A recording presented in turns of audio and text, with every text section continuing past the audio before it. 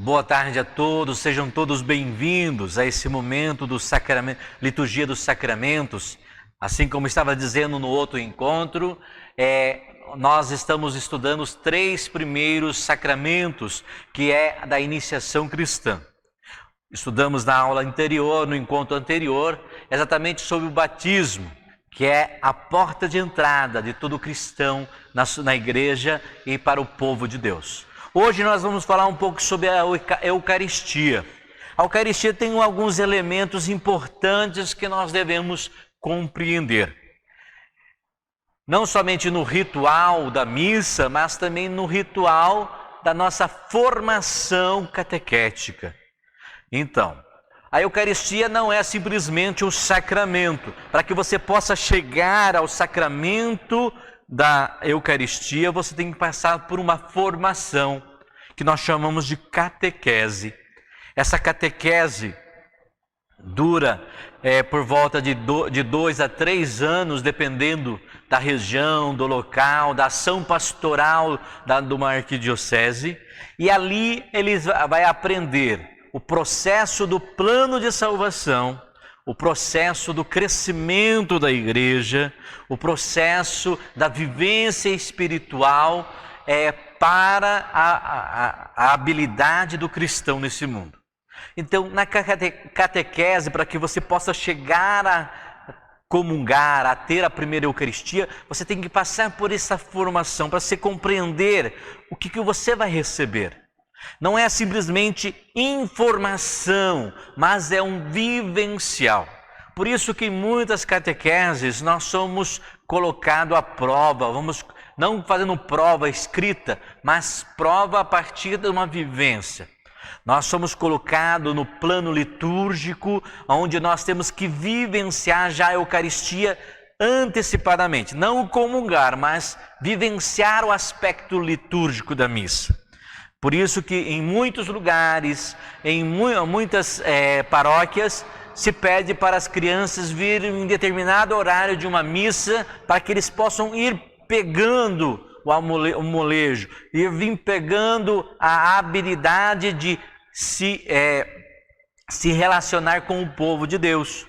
Não é simplesmente chegar e comungar, mas compreender que essa comunhão não é uma comunhão somente do pãozinho, mas é uma comunhão com a comunidade, porque vivenciar a Eucaristia não é simplesmente chegar na missa, escutar o padre falar, escutar o padre dar o conselho e depois você vir comungar. É muito mais que isso. Também comungar também é participar da comunidade. Comungar também é se colocar à escuta da comunidade, ver o que a comunidade está vivendo. Muitas vezes nós sentimos isso na liturgia da missa, no momento da homilia, nos recadinhos finais, no andar da comunidade que está vivenciando nesse momento. Por isso que o vivencial é muito importante, senão seria sala de aula.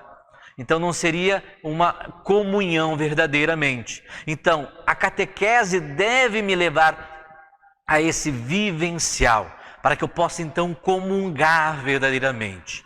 Então vamos passar para a Eucaristia. Quando você se forma, ou seja, quando você termina a catequese, então você vai ter um retiro. E nesse retiro, então, você vai fazer um vivencial profundo de análise para ver se você está precisando de algo a mais. Logo após esse vivencial, então, você vai fazer a experiência da primeira comunhão. A primeira comunhão é aquela que você recebe como entrada do costume de comungar com a comunidade. Partindo desse momento, você deixa de ser um aprendiz da palavra, se torna também um membro da palavra. Ou seja, a partir do momento que eu comungo o Cristo, eu também então tenho que me transformar nesse Cristo e levar então esse Cristo para o mundo. A primeira comunhão me serve exatamente para isso, para que eu possa me tornar também uma parte de Cristo nesse mundo. Então, vamos compreender então a missa, a celebração. Como eu já falei muito sobre a Eucaristia esses dias, em outros momentos, então eu vou fazer bem rapidinho para você compreender. Nós temos a entrada do padre na Eucaristia, temos o sinal da cruz, como todas as celebrações que nós começamos. Logo após o sinal da cruz, nós temos uma introdução, que é o ato penitencial. A partir do ato penitencial, nós começamos a fazer uma reflexão de nós, de como nós estamos vivendo, quais são as nossas misérias, quais são os nossos sofrimentos, quais são os nossos pecados, o que nós cometemos de errado. Então nós fazemos uma revisão do nosso ser humano, de quem nós somos aos olhos de Deus. Como pecadores, e reconhecendo esse pecado, então nós pedimos a misericórdia do Senhor. Logo após esse momento, depois de que o Padre deu a bênção sobre cada um de nós, no momento do ato penitencial, vem o glória. O glória é o momento da felicidade, é o momento de colocar na mão de Deus tudo que foi agradável aos olhos de Deus, tudo que nós fizemos de bom, tudo que nós fizemos de alegre, tudo que nós construímos para o reino de Deus. E ao mesmo tempo, tudo que nós temos que agradecer ao nosso Senhor Jesus Cristo. Esse é o glória, tá? Não é um momento de pedir, não é um momento, mas é um momento de agradecer ao Senhor por tudo aquilo que Ele nos ofereceu, pela nossa vida que estamos vivendo. Boa ou ruim, estamos vivendo e caminhando nesse mundo. Logo após isso, então, nós entramos no rito da palavra, ou seja, na liturgia da palavra. E naquele momento da liturgia da palavra, nós vamos escutar Deus a partir do Antigo Testamento, onde Ele vai nos ensinar o processo de Deus Pai nesse mundo, onde Ele caminhava e conversava com o povo. Depois nós vamos escutar então o Novo Testamento, a partir dos apóstolos, a partir do Evangelho, onde o próprio Jesus está conversando conosco, nos ensinando o caminho para uma vida nova. Depois da segunda leitura e do Evangelho, então o padre vai encerrar esse momento da palavra com duas ações. Primeiro, a homilia, onde ele vai se colocar, mostrando o caminho do Senhor, o que Ele quer dizer para nós naquele domingo, naquele dia, e vai mostrar para cada um de nós o que nós devemos viver fora daqui, fora da igreja. Lá no mundo, onde que nós devemos ensinar as pessoas que Cristo está caminhando conosco. Então, esse é o momento da homilia, onde o padre vai então fazer a educação para a fé. Partindo no momento da homilia, nós entramos no creio, e logo após o creio, nós temos então o momento das preces, onde a comunidade reunida vai erguer os seus pedidos, principalmente para a graça de Deus, para a vivência de Deus na nossa vida e por tudo aquilo que nós necessitamos da graça dEle. E daí nós vamos então erguer a nossa voz como aqueles homens que suplicam a graça de Deus e a presença de Deus em cada um de nós, pedindo ao Senhor que ande conosco, mostre para nós o caminho e esteja conosco em todos os momentos. E por final, então nós vamos fazer a comunhão em si. Vamos comungar do Senhor. Vamos vivenciar a graça do Senhor. Vamos pedir esse momento da comunhão. Daí assim nós vamos receber então a comunhão do Senhor. Depois de ter fazendo esse vivencial, lá do início até o momento das nossas preces, depois do rito eucarístico, então nós vamos fazer a comunhão verdadeira. Por isso que eu falo, todo rito me faz fazer um vivencial com a comunidade, um vivencial com a presença de Deus, para chegarmos no ato da comunhão.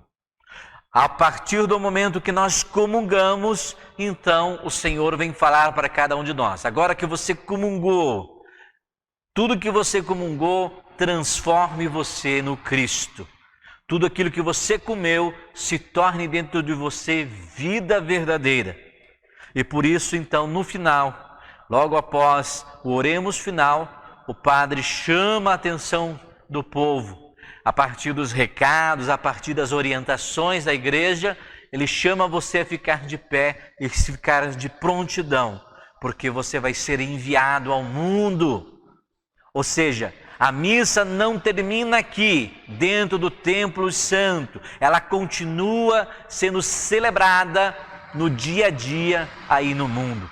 Aí fora, nas ruas, nas estradas, nas casas, nos prédios, nas escolas, nas oficinas, em todos os estabelecimentos desse mundo. Aonde tiver um cristão, a missa está sendo celebrada pela vida dessa pessoa. Porque ele é um caminho, é Jesus caminhando nesse mundo. Por isso que a nossa liturgia termina na próxima liturgia. Ou seja, a nossa missa termina quando começa a outra missa que eu venho participar. Tenha isso na consciência. Comunhão é integração da sua pessoa com a pessoa de Jesus Cristo.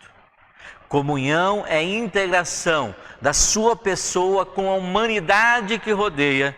E por final, comunhão é a presença do Cristo vivo em cada um de nós. Lembre-se, primeira comunhão não é simplesmente comer o pão, mas se tornar o Cristo para o mundo. Que vocês possam ficar na paz de Deus e que essa paz permaneça a todos os momentos. Ficai com Deus, que Deus vos abençoe.